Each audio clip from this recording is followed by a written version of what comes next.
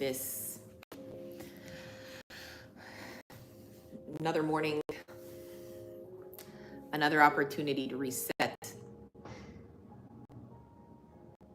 to invite ourselves into our body. So we'll start with a couple breaths, inhaling through the nose.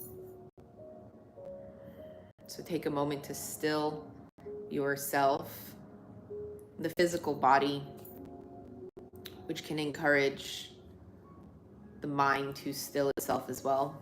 So inhale through the nose.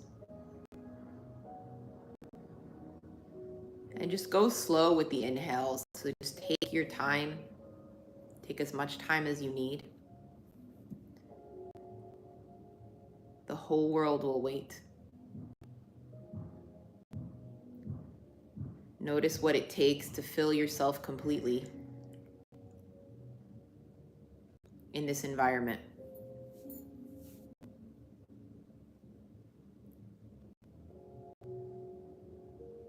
And then softly exhale. Again, taking all the time in the world.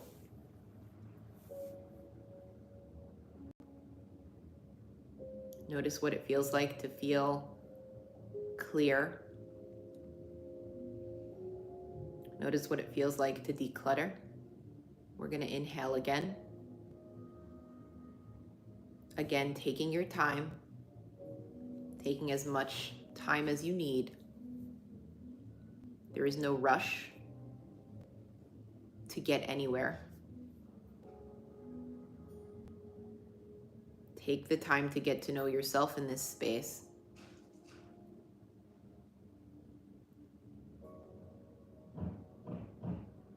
Get to know your dimensions, the inner working of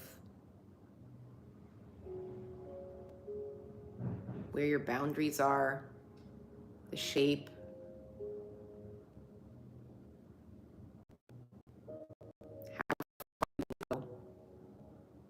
Where you're comfortable.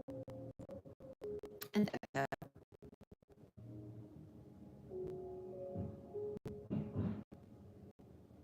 to take one more inhale here. Inhaling through the nose.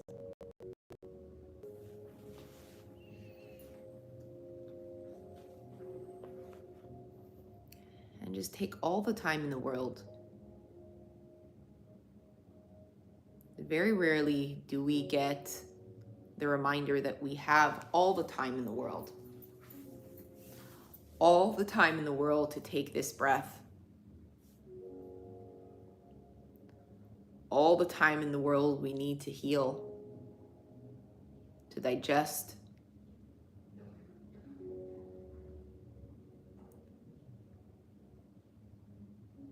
And begin to exhale.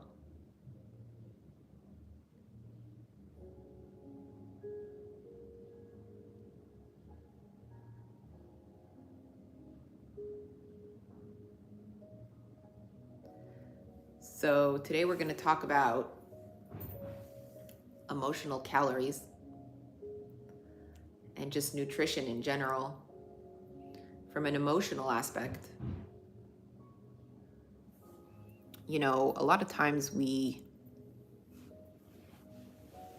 go through life just, there's kind of this grab and go mentality. The thought process of, I don't have enough time. I'm not educated enough. I'm just going to trust somebody else's word.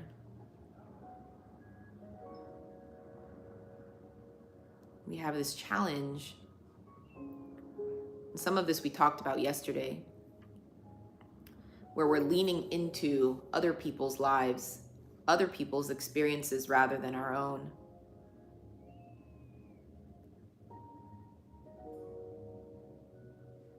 But when we want something to be a life change, a complete life-changing event, right? So like with diet, we're not just trying to lose weight or gain weight.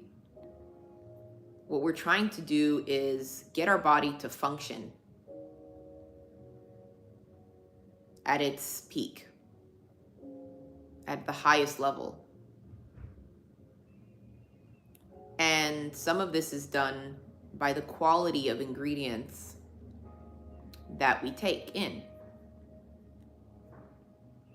For so many of us, we're eating a lot of dead food, right? Anything that's dead food is food that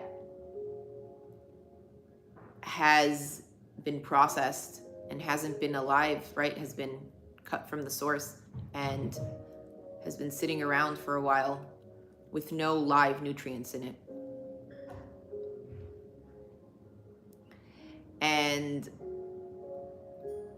what's easy about this is there's no preparation. And it kind of can be like a mindless act where we just take it in, and the mindset of my body will deal with it. My body will deal with it. I don't have time. I can't afford the time. Can't afford the money. A lot of this ends up being habits that build upon habits. But what ends up happening is if we're consuming processed food,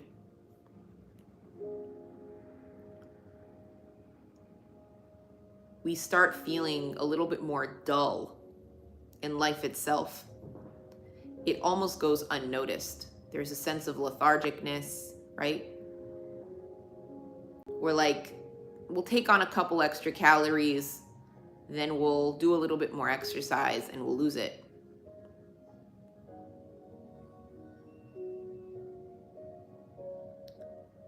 But what we're not realizing is there's so much focus on the damage control rather than the high quality experience to begin with. Not realizing that if we take the time, take all the time in the world, noticing that the world will wait. The world will wait for you to decide.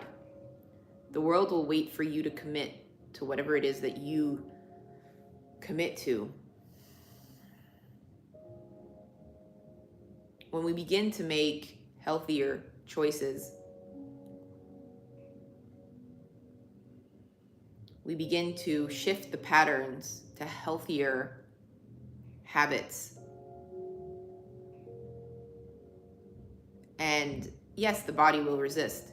There will be pieces of ourselves that will always resist change. But when we shift to a healthier mindset,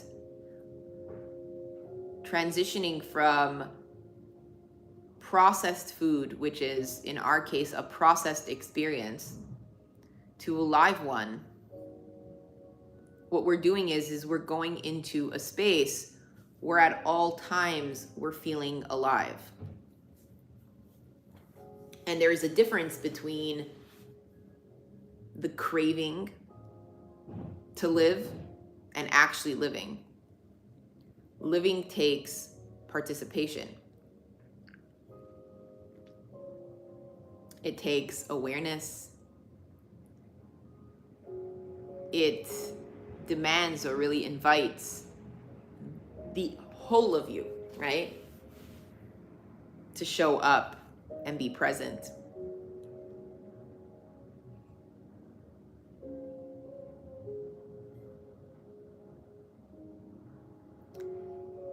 It also invites the sense of stillness and decluttering, right?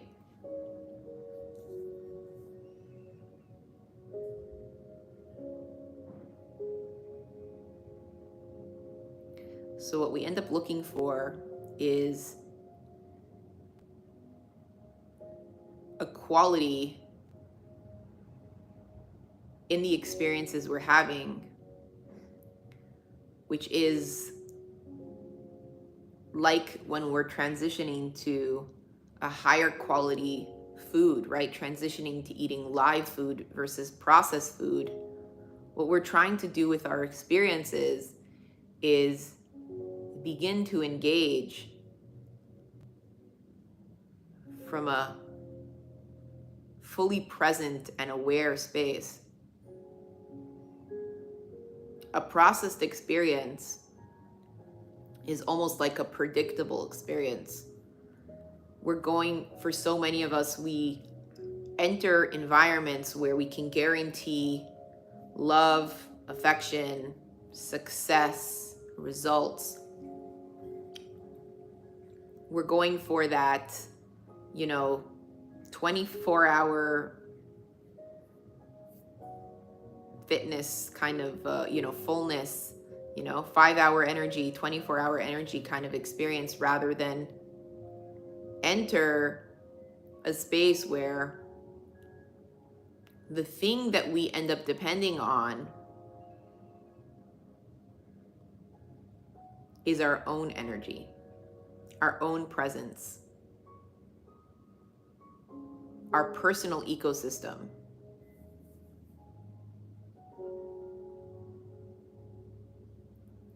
Where this kind of habit stems is, unfortunately for a lot of us, we've been raised in environments where there's this sense of dependability.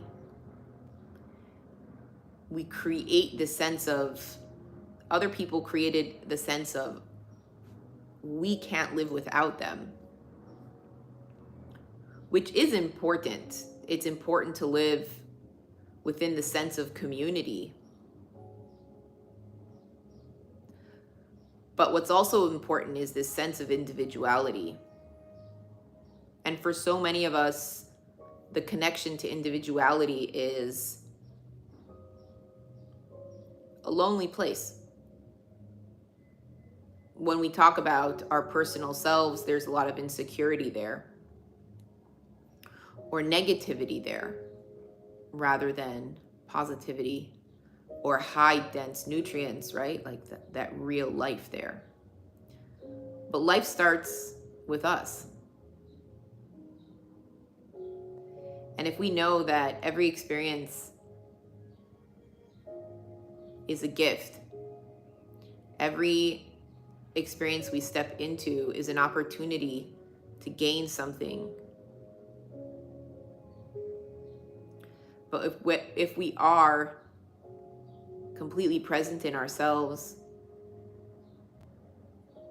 what ends up happening is we're aware of the experience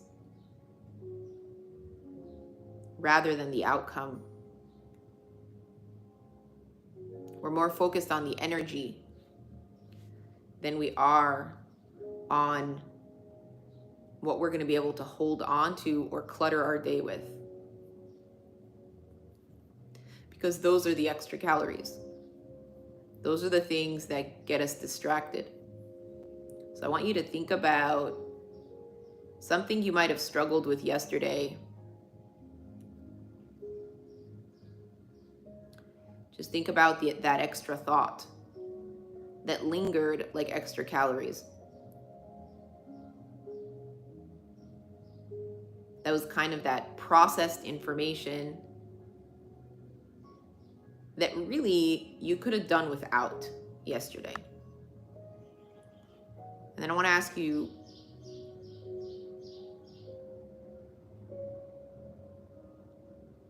what would your day be like without it? So knowing that the thoughts in itself are the seeds that are planted that end up creating this insecurity and resistance. But ultimately, as women here, it sprouts seeds of doubt and also stress, which for so many of us, we struggle with on a daily basis. Optimizing how to lower the stress level in general. And for so many of us, we've mastered the sense of peace around us. But in our head, it can be very loud. We struggle with gaining that peace of mind. So yes, there's something called therapy.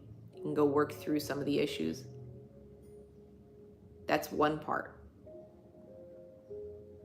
That's like going to a dietitian and creating a strategic diet for yourself.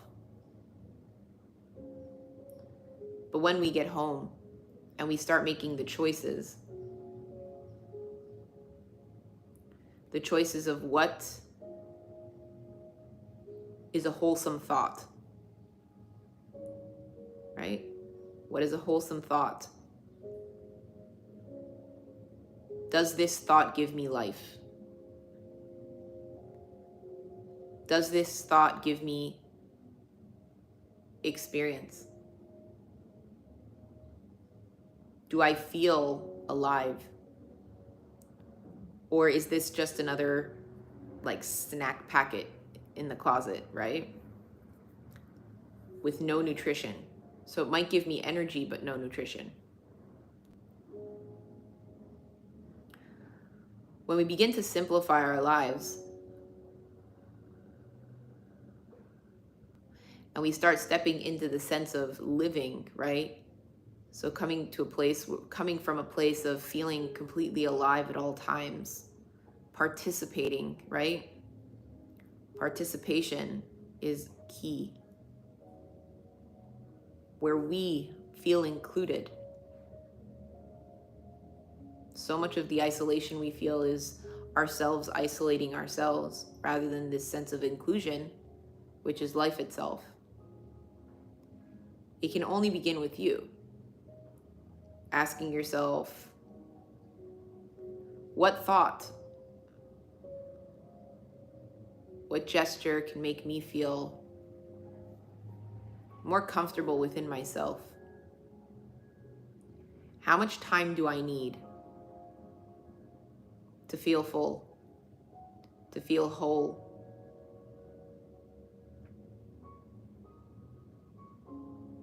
What are the things that help me feel more complete? And a lot of times it's just taking a moment to breathe in completely. Inviting ourselves into our body and letting the body be a collaborator, giving the body just as much value as you give the mind in the sense of supporting you in your day. Just being aware of where you are. Because the thoughts can just escape like helium. They'll just rise. And they'll give rise to anything that shows up. Our body has the potential to help us ground. Ground ourselves in that space. But when we begin to transition into actual living every experience to the fullest, which is this rich, nutritious life, we swap out this artificial sensation for real ones. What starts to happen is your body might be in a space where it struggles with digesting it at first. Simple example for me, I was vegan for about 8 years. After getting some blood work done and going, this is something I do regularly, but then going for my blood work, I noticed that I was highly deficient in iron, and I started eating meat again. And the first thing I experienced was a sense of indigestion, and I was tired. And I reached out to my naturopath, and he communicated that my body doesn't have enough digestive enzymes to be able to digest this food, but my body needs it. There was also a weird emotional sensation of feeling full for longer. So we worked on breaking it down. I had to start in smaller chunks, and I had to nap, and I had to take the time to build my body up to being able to handle the protein on that level. But from an emotional sensation, over the years, I struggled with, there was a void. I was struggling with certain things in my life where I wasn't full. I couldn't feel full. It was a transition of, different experiences in life that mirrored the lack of fullness or elimination. And it started mirroring everything. And one of the areas that it began to mirror was in the way I ate. I wouldn't be able to sit down and eat a full meal and feel completely full. I was always left hungry. So when I transitioned into this space, one of the first things I started to feel was completely full. And I got really emotional. And it was interesting to me how much it triggered me and how far from that finish line I was. But when I began to just say to myself, it's okay. I'm not going to go into what this actually means to me, right? So rather than giving that meaning, I said, I'm going to trust this and show up. So it wasn't so much about the identity of how I eat, right? The goal was to my goal is to be able to be a whole woman, complete woman, physically, emotionally,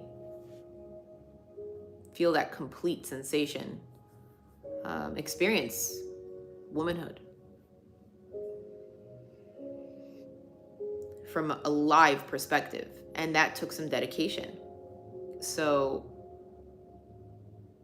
one of the things that I learned was, because one of the things that comes up is, oh, I wish I had this before. I wish I knew this before. But the beauty is that we are given the information when we're ready and exactly at the right time. So what I began to notice was, as I started preparing myself to enjoy the sensation of fullness on different levels, I was able to hold space as I ate for feeling full and operating from another dimension of fullness.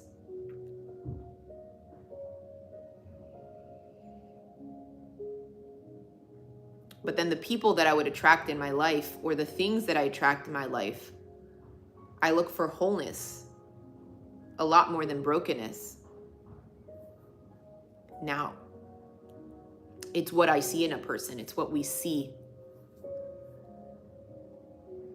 It's what we see when we're looking. So rather than looking to criticize, we can see a sense of wholeness in that. But then from a food perspective,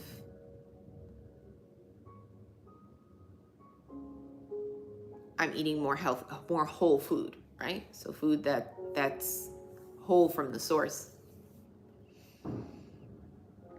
From an experience perspective, it's important to look for experiences that are whole from the source.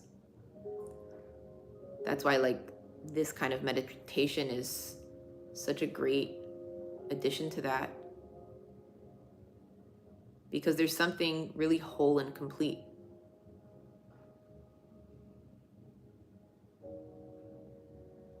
When we can sit inside ourselves, strip away the complication, and nurture ourselves from this nectar of serenity, letting it ripple through our body and feel completely content within.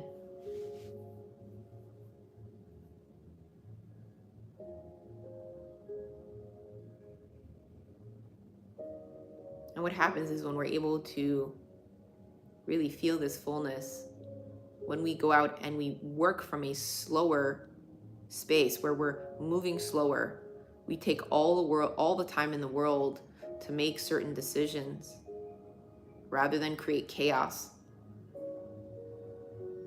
We take the time silently to wait for the right moment. And everything's a schus, right? Everything's an opportunity.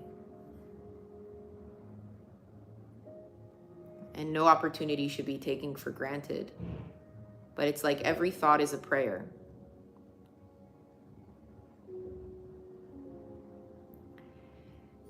And with that, we can really create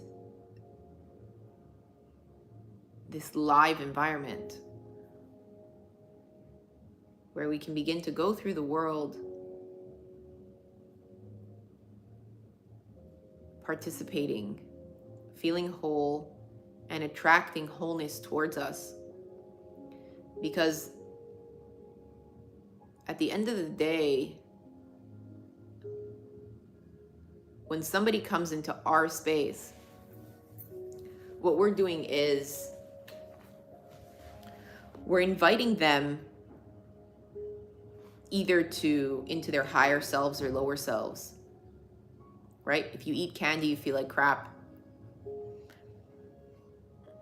And if you eat something healthy, there's something really wholesome about it. That's us going into that world.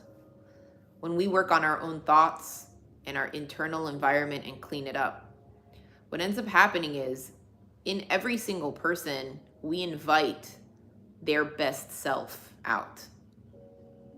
I shared once that it's like almost like the concept of Yiras Shamayim. The concept of Yiras Shamayim is when you think of somebody you admire, when you step into that person's presence, what happens is you naturally operate from your highest self. There's no rules. You don't have to be like, dress this way, behave this way, do this, don't do that. That person automatically invites you into your best self. So what happens is that person's performance, they're performing from a place you gave them permission to perform from. You are the nurturing. You could be that highly dense nutrition for that person in that moment. So many people say they don't have control over the people in their life and how people, whatever, all the things. But when we begin to clean up our act, in the sense of really having in mind that the goal is not to change anyone else, but to bring the best out of everybody. It's not about eliminating toxic people from your life, but being able to draw out the nutritious experiences and be the nutritious experience for that person through taking the time to create wholeness in yourself first.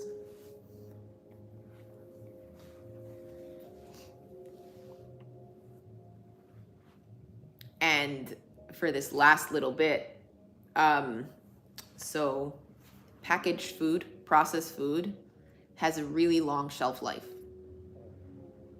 Live food does not. It expires within a few days, and that's it. And the experience is what it is. When we're operating from a lifeless place, what we're trying to do is hold on to something and make it last.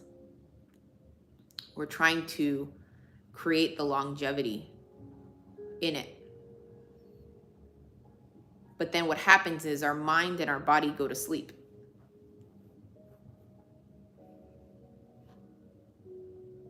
So it has life in it, but it can give us nothing. when we step into a space where we're eating live food, which is we are exchanging from a live place, we're not trying to predict how long an experience will last. We're not trying to hold on to a partner. We're not trying to hold on to a job or a status, a social status or financial status. We show up and we're able to just enjoy, really, really appreciate the nutrients of the day, the nutrients of the hour, the nutrients of the conversation, of the sensation, and be grateful for it while it lasts. And trust that there are many more to come. So I encourage you all to go into your day and just inquire what feels nutritious to you. What are the things that make you feel genuinely alive within? What are the things that give you peace of mind and give you permission to take all the time in the world? Where can you be the nutrition for others?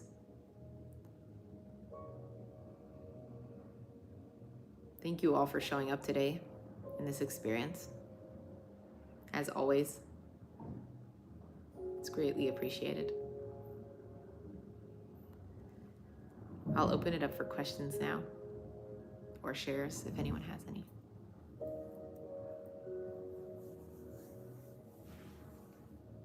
Esther, can you explain again how you went from a place of feeling